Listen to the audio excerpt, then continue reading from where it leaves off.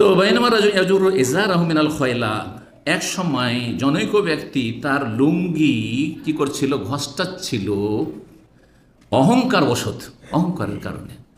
আর এটা অহংকারই সাধারণত হয়ে থাকে, সে বলুক আর না বলুক। কে বলে আমার মধ্যে অহংকার আছে, অহংকার বলে আমার মধ্যে অহংকার আছে, কখনো স্বীকার করবে না, আল্লাহ জানছে অন্তর খবর।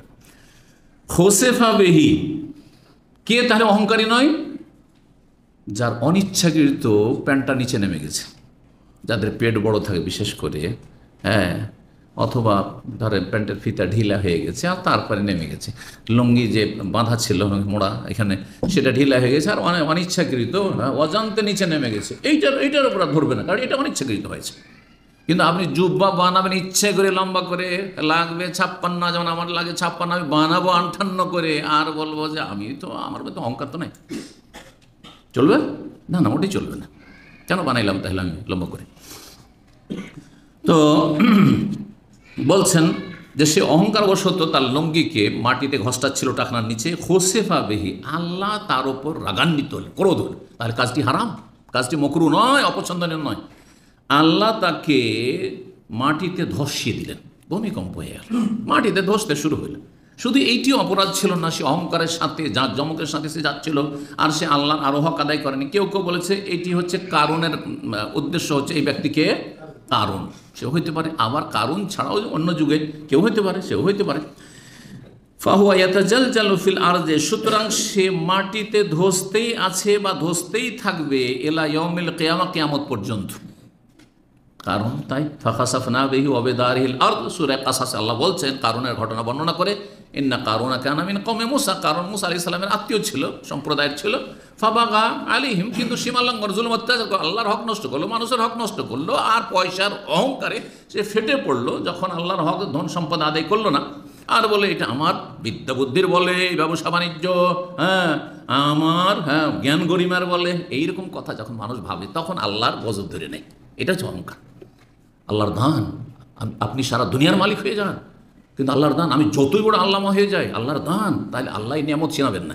কিন্তু যখন বলবো যে আমার মতো কেউ নেই, হ্যাঁ আমার মতো প্রেমী কেউ নেই, আমার মতো কোনো আলেম নেই, আমার মতো কেউ বললে বলার নেই, তাহলে আল্লাহর গজব নামবে। তখন কথা বোঝা গেছে? ইন্নামাল আমাল বিনিয়ত, মানুষের আমল নির্ভর করে কিসের উপর? নিয়তের উপর। আলহামদুলিল্লাহ, যা কিছু দিয়েছেন আল্লাহ, আমার কোনো ক্ষমতা ছিল না, জি, তাহলে আল্লাহ রাজি হয়ে যাবেন, আল্লাহ শুকরিয়া আদায় করলেন আপনি অন্তর থেকে। তো ফাখাসাফনা বিহি ওয়া বিদারিহিল আরদ, আল্লাহ বলছেন যে কারণকে আমি ধসিয়ে দিলাম, বিধ্বস্ত করলাম, এবং তার বাড়িকেও ধসিয়ে দিলাম, পুঁতে দিলাম মাটিতে, আর কিয়ামত পর্যন্ত সে ধসতেই থাকবে, ধসতেই থাকবে। জি, এইরকম একাধিক লোক হতে পারে মানব জাতির ইতিহাসে। 3486 নম্বর হাদিস বর্ণনা করছেন আবু হুরায়রা রাদিয়াল্লাহু তাআলা আনহু, বলছেন নাহনুল আখিরুনা সাবিকুনা ইয়াউমাল কিয়ামা, আমরা সর্বশেষ এসেছি, কিন্তু কিয়ামতের দিনে আমরা অগ্রগামী হব। সময়ের দিক থেকে, যুগের দিক থেকে আমরা হচ্ছে শেষ উম্মত, কিন্তু আখিরাতে জান্নাতে আমরা সমস্ত উম্মতের আগে যাব। নবী সাল্লাল্লাহু আলাইহি ওয়াসাল্লামের পেছনে পেছনে সাহাবায়ে কেরাম, তারপরে তখন ধারাবাহিক সিলসিলা, যার যত নেক আমল হবে, তারপরে অন্য উম্মত শুরু হবে, তারপরে অন্য উম্মত শুরু হবে, প্রত্যেক নবী এবং তার সাথে তার উম্মত। বাইদা কুল্লু উম্মাতিন উতুল কিতাব মিন ক্বাবলিনা, তবে বাইদা মানে ইল্লাহ বা গায়রা, ব্যতিক্রম, যে প্রত্যেক জাতিকে আমাদের পূর্বে কিতাব দেওয়া হয়েছে। ইহুদিদেরকে বা বনি ইসরাঈল, মুসা আলাইহিস সালামের কওমকে, ইহুদি বলা খুব সূক্ষ্ম কথা নয়, আহলে কিতাব জানে বনি ইসরাঈল, মুসা আলাইহিস সালামের উম্মত, তাদেরকে তাওরাত দেওয়া হয়েছে, ঈসা আলাইহিস সালামের উম্মতকে ইনজিল দেওয়া হয়েছে, এইভাবে জবুর দেওয়া হয়েছে দাউদ আলাইহিস সালামের জামানায়। এবার তো বলছে আমাদের পূর্বে তাদেরকে কিতাব দেওয়া হয়েছে, উতিনা মিন বাদ, আমাদেরকে কোরআন দেওয়া হয়েছে তাদের পরে, শেষে দেওয়া হয়েছে, কিন্তু আমরা আগে জান্নাতে যাব। ফাহাযাল ইয়াউমুল্লাযী ইখতালাফু ফী, এই জুমার দিন নিয়ে তারা মতবিরোধ করেছিল। তাহলে ইহুদি খ্রিস্টানদেরকে আল্লাহ অপশন দিয়েছিলেন যে সপ্তাহে একটা দিন তোমরা চয়েস করে নাও, কিন্তু জুমার দিনটা ভালো, তারা জুমার দিন নেয়নি, না না শনিবার নেব।